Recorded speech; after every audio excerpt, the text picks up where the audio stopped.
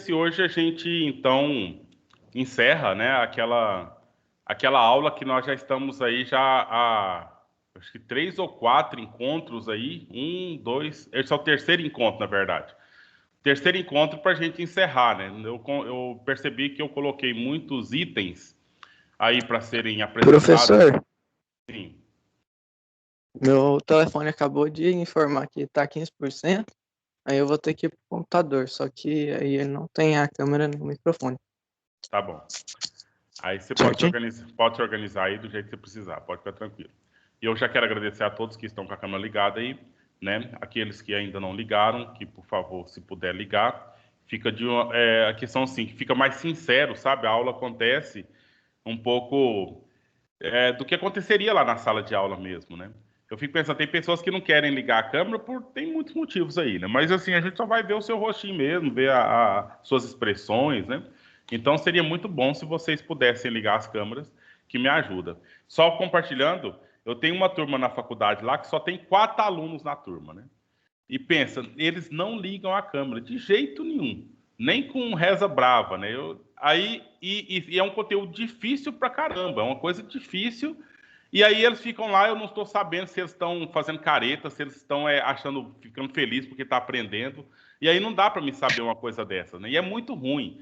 E aí, na última aula, um deles falou: professor, não estou entendendo muita coisa, não. É um senhor já, né? E aí a vontade de responder: mas você não nem liga a câmera, nem estou vendo o que você tá, as suas expressões aí, mas aí a gente tem que ficar caladinho e deixa a coisa acontecer, né? Mas, enfim, é muito bom quando vocês ligam a câmera, a gente está vendo e a gente pode, então. Eu não estou falando de norma, de regra, de determinação, estou falando de educação mesmo, né? Porque eu estou com a câmera ligada. Imagina se eu estiver só dando a aula, só por áudio aqui. Eu acho que seria muito mais ruim para vocês, eu acho, né? Mas, enfim, quem puder ligar e quiser, eu agradeço muito. E agradeço todos esses que já ligaram até aqui. Sim. Desculpa, eu consegui entrar só agora. O senhor passou nada, não? Tá bom. Não, Matheus, aí a gente entra atrasado, a gente segue, entendeu? A gente manda ver daí para frente. Mas é isso. Vamos lá. Pessoal, nós vamos então dar prosseguimento à aula passada. Nós estamos falando então sobre as origens, né, da filosofia. O tema geral é esse, origem da filosofia ocidental, de vertente grega. Nós já conversamos sobre alguns itens aqui, né? Esses itens você precisa ler. Nós não vamos retomar essa aula mais, mas ela vai cair na prova, certo? E prova está chegando aí, poucos dias nós vamos ter experiência de fazer prova aqui. E aí você vai fazer as suas leituras, vai fazer a atividade que está aí proposta. Quem já fez, ótimo. Quem não fez, que faça, para a gente fazer, de fato, o estudo necessário para que tenhamos sucesso aí nessa jornada, beleza? Então, nós paramos nesse ponto. Pois não. Meus irmãos pararam de usar o webcam e eu estou usando agora. Tá funcionando de boa, né? Beleza, Guilherme. Obrigado. Ou tá baixinho de novo? Não, tá normal. Então, olha só. Nós temos uma situação aqui, olha, vamos ver com base no texto, né? Olha só. Os responsáveis. Bom, vamos lembrar na aula passada da questão do mito? Nós contamos um mito aqui para vocês, não foi? É aquele da cegonha? Não. Foi o mito do quê, Sofia? Você lembra? Como é que é? Na aula passada, eu contei para vocês aqui a história da origem de uma coisa. Era um mito. Lembra que coisa que era? Duas explicações. Nós fizemos aqui 2 explicações sobre... Eu sei, professor, deixa eu falar. Renata, o que foi então? Do amor. Nós demos 2 explicações sobre o amor. Uma explicação científica, biológica, e uma explicação mitológica. Não foi? Que o amor é filho de 2 deuses, a deusa riqueza com a deusa pobreza. Né? Tá, lembrei. Lembrou daquela questão lá? Se não lembrou, volta na aula passada, está gravado e você pode, então, verificar lá. Aí, o que acontece? Olha aqui. Os responsáveis por popularizar os mitos foram alguns poetas, né? Poetas Rapsódos, Homero e o próprio Hesíodo. Eles, então, olha só, sua autoridade sobre as demais se dá porque na Grécia Antiga acreditava-se que os poetas, eles eram escolhidos pelos deuses para revelar aos mortais o segredo do mundo. Por esse motivo, o mito era considerado algo sagrado, entendeu? Então, esses poetas, eles escreviam suas histórias. As histórias deles eram todas mitológicas. Se você lê, o Homero é um dos mais famosos deles aí, né? Que você deve conhecer duas obras dele, a Ilíada e a Odisseia. Já ouviu falar nessas obras em literatura? Bom, só contar uma historinha, né? A Odisseia, por exemplo, a Odisseia é uma viagem, né? E aí tinha um moço chamado Odisseu, olha os nomes já estão tudo de acordo com o que ele quer falar. Odisseu é o viajante, mas era o nome do sujeito lá. E ele foi, por exemplo, num país, os rapazes, né? Foram no país das ninfas. O que são ninfas? Das moças. Lá só morava mulher nesse país. Chegou o navio dele lá, aí essas mulheres ofereceram para eles um doce que era a flor de lótus, e nessa flor de lótus esses meninos ficaram doidos lá, sabe? E aí eles beberam vinho, e eles ficaram lá fazendo festa, e só que teve um problema. Sabe qual era o problema? Eles viam o sol nascia, o sol se punha. Eles viram isso por 5 vezes. Quando chegou no final da história, ele falou assim, nós estamos aqui por quantos dias? Foram 5 dias. Eu vi o sol nascer 5 vezes e se pôr 5 vezes. Mas, na verdade, quando eles tomaram essa flor de lótus, eles ficaram tão doidos, que a cada pôr do sol era um ano que se passou. E eles ficaram 5 anos lá, e a sensação de que foi só 5 dias.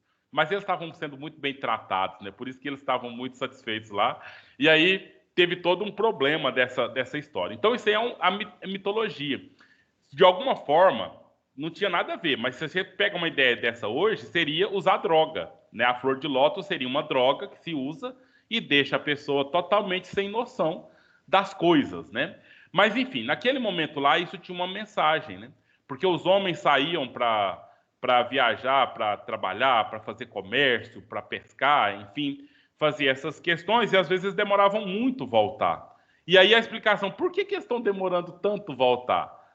Pode ser que eles encontraram algumas ninfas no caminho, né? Pode ser que eles estão perdidos aí no caminho. Tá entendendo, gente, o ponto que eu estou colocando aqui para vocês?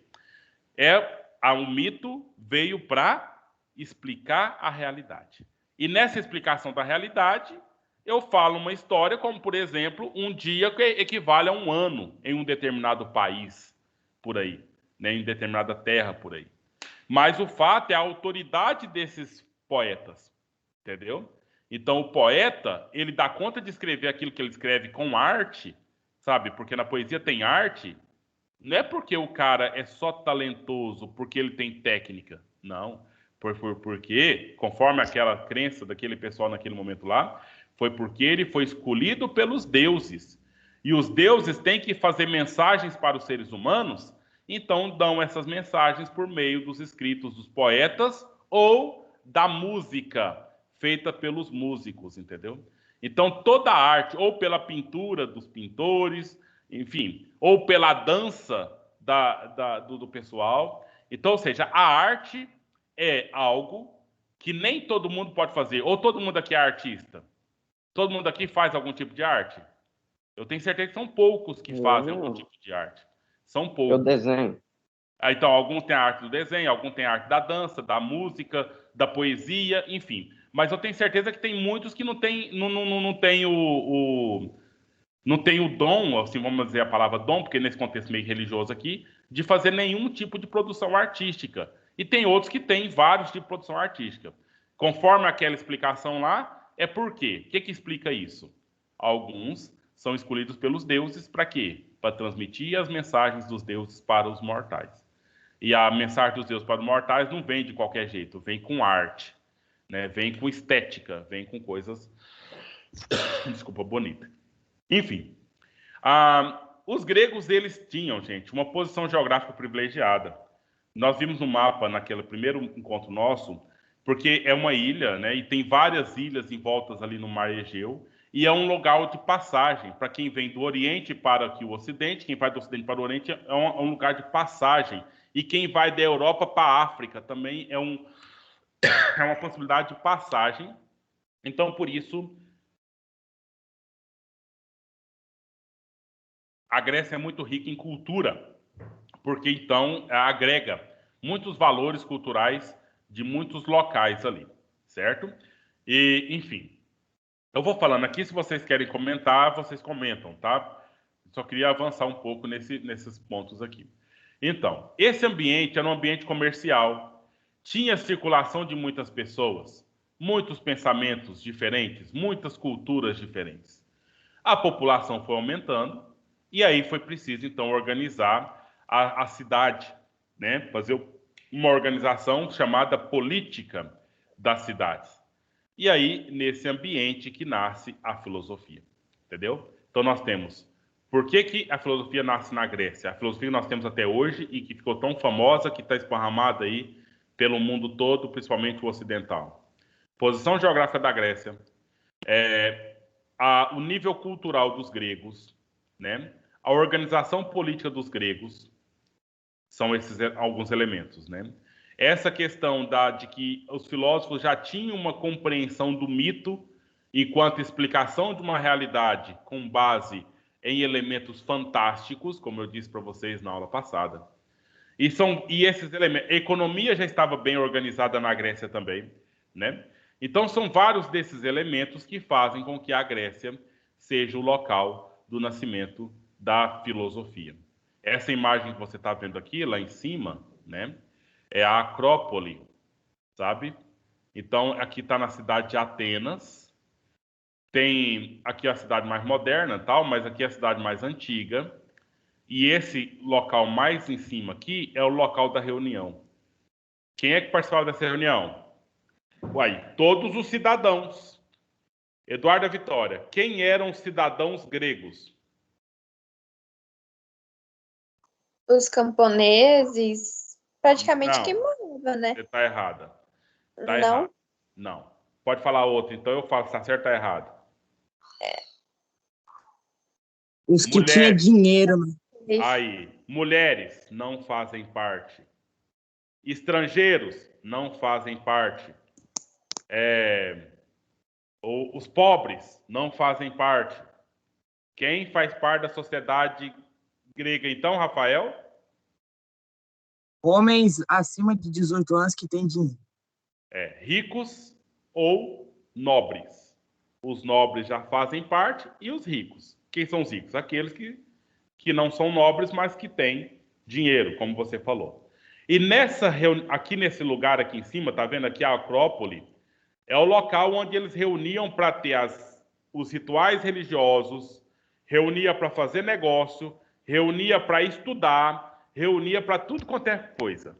Mas só os cidadãos, que aí a gente acabou de ver que cidadão, nesse contexto social aqui, são só os homens do sexo masculino, claro, né? E que são nobres ou ricos, né? Então tem um problema aqui é um problema social, né? Um problema de divisão social muito severa, né? Então veja bem, podem ser consideradas aí condições para o surgimento da filosofia antiga na Grécia, as navegações, a invenção do calendário, a invenção da moeda, surgimento da vida urbana, a invenção da escrita alfabética, a invenção da política. Todos esses elementos são próprios, talvez não foi criado na Grécia, mas tem um jeitinho próprio da Grécia. Meninos aí, Gustavos, Mateus, essa turma toda que está aqui me assistindo a aula. Eu vou elaborar perguntas na prova com base nesses textos aqui, certo? Então, eu posso muito bem dar uma misturada nessas questões aqui, ó. Falar aqui, olha, o surgimento da filosofia na Grécia não se deu por navegações marítimas, invenções e tal, tal, tal, tal, tal. Verdadeiro ou falso? O que você responde? Verdadeiro. Olha só, presta atenção aí, Gustavo. É falso. Por quê? Porque o surgimento da filosofia na Grécia se deu por isso. Sim, foi por isso. E eu fiz a formulação aqui agora, olha, não se deu por isso. Entendeu, Gustavo? Entendeu? Sim. Presta muita atenção no texto. Estude o texto, porque o VOF do texto, ele é terrível. É um elementozinho ali para te confundir mesmo. E para você não ser confundida, Kelly, você tem que estar bem estudada, bem entendida do texto ali. Sim, Guilherme. Então, mas esse trem das navegações não é um trem, ou a filosofia também não é tão antiga? Não, as navegações marítimas, nós não estamos falando da navegação marítima que descobriu o Brasil, não. Navegação marítima sobre o Mediterrâneo que acontece milhares de anos, entendeu? Que liga Europa com África e com Ásia, né? Ah, tá. Agora, as navegações que você falou aí, é a que liga Europa com América, e ela é bem mais recente, claro. Ok? Então, meninos, vamos fazer a leitura com todo cuidado para que vocês não sejam pegos despercebidos. Certo? Sim, Gustavo Siqueira. Eu não falei nada, não, professor. Mas fale então, ué. Aproveita. Beleza. Então, gente, olha só. Surgiu a filosofia, já que foi surgindo uma explicação um pouco mais lógica e racional para as coisas, então não foi mais preciso dos mitos. Porque lembra, como é que é a explicação mitológica mesmo? Alguém, por favor, poderia me dizer o que é a explicação mitológica das coisas? Que transforma em extraordinário. Isso. Incrível a explicação. Fantástico. Vamos usar a palavra fantástico, Gustavo Queiroz. Certo?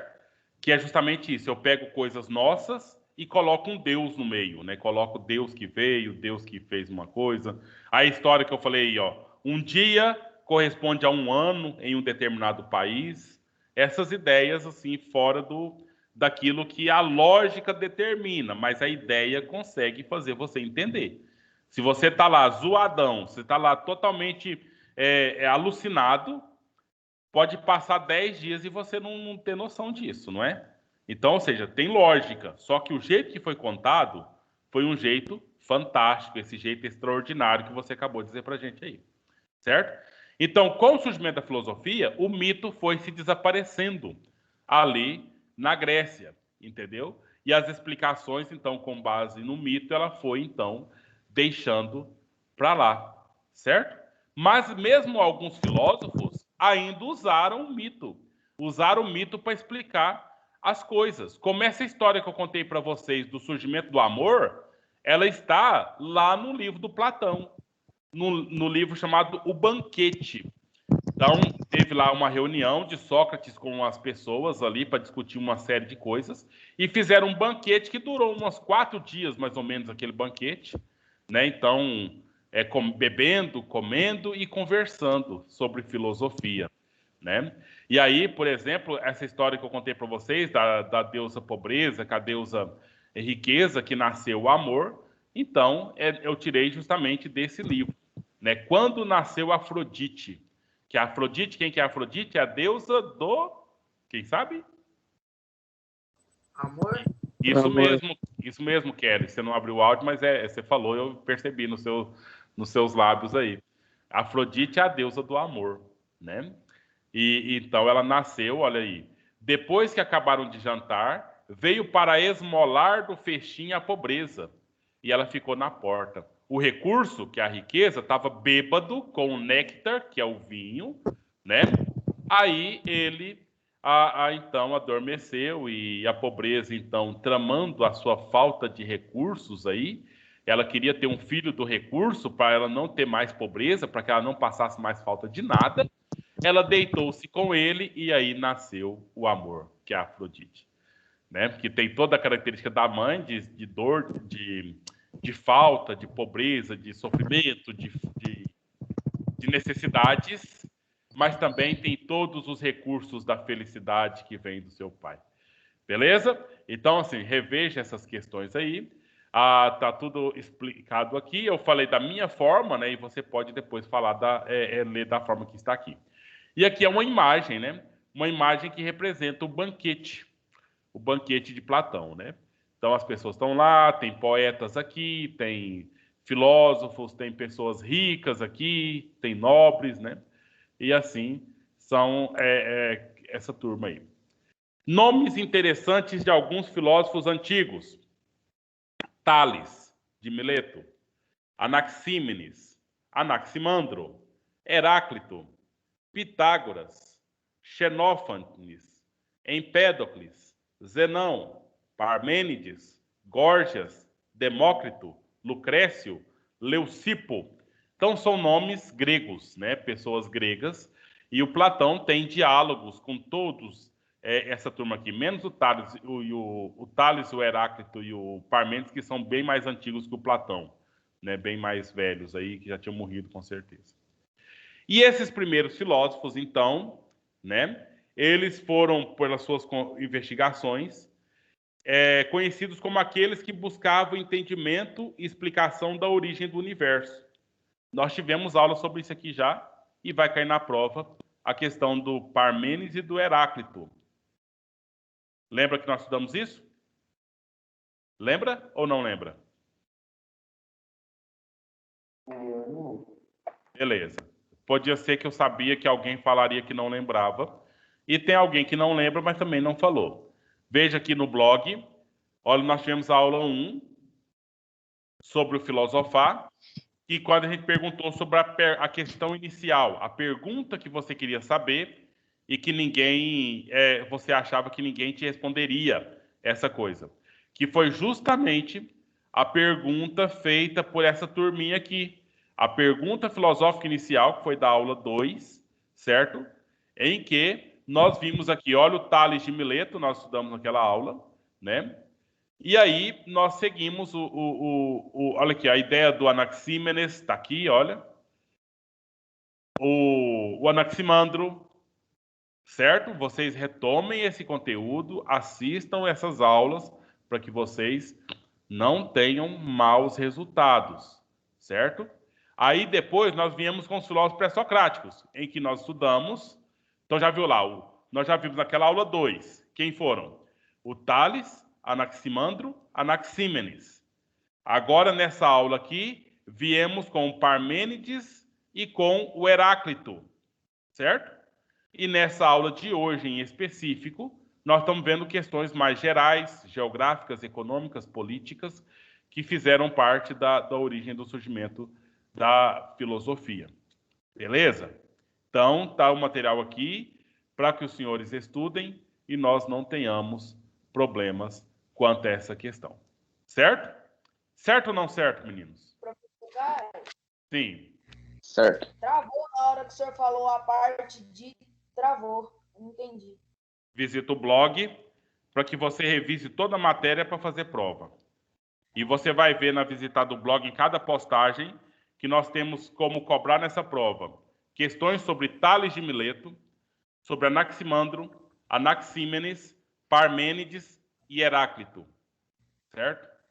5 filósofos aí que a gente já pode, então, fazer perguntas sobre eles, porque tem informações aqui. E na aula de hoje, que já é o terceiro dia que nós estamos continuando, tem aqui questões sobre o surgimento da filosofia e a relação entre mito e filosofia, sabe? Pois a filosofia nasceu em substituição do mito, né? Ou a filosofia nasceu e o mito foi perdendo o seu sentido. Essas explicações fantásticas, extraordinárias, conforme o Gustavo trouxe esse adjetivo. Tranquilo, jovens e jovens? Tranquilo ou não? Tranquilo. Olha aqui. Sim. Os primeiros filósofos, o que eles buscavam? O que eles queriam saber? A origem da vida. Origem de tudo quanto há. Eles buscavam, olha a palavra aqui, olha, o arche. Isso aqui é grego.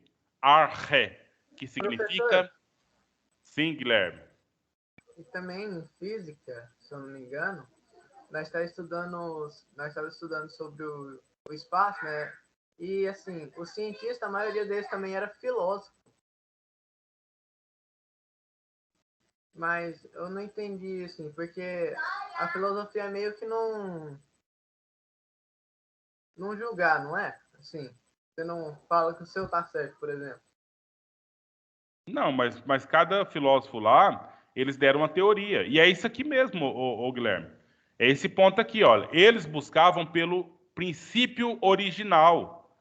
Eles estavam estudando física aqui, não estavam estudando filosofia.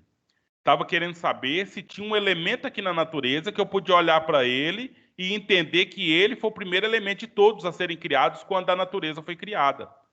Então, todos eram só filósofos. Não tinha cientista, não, Guilherme. Não era cientista, era filósofo. É a sua professora de física que quer falar cientista, mas é porque ela quer puxar a sardinha pro lado dela, entendeu? Ela quer falar que eles eram cientistas, mas não eram cientistas, eram filósofos. Aí, se você quiser fazer uma treta, você fala para ela que eu falei isso. Pode falar. Depois, então, não tinha cientista. Quem entendia das coisas eram os filósofos. Muito depois que aparecem esses que eram só biólogos, só químicos e só físicos. Mas enquanto se entendia das coisas, eram os filósofos, tá? Então, vamos fazer uma briguinha aqui, uma guerrinha, agora de conceitos e conhecimentos. Certo?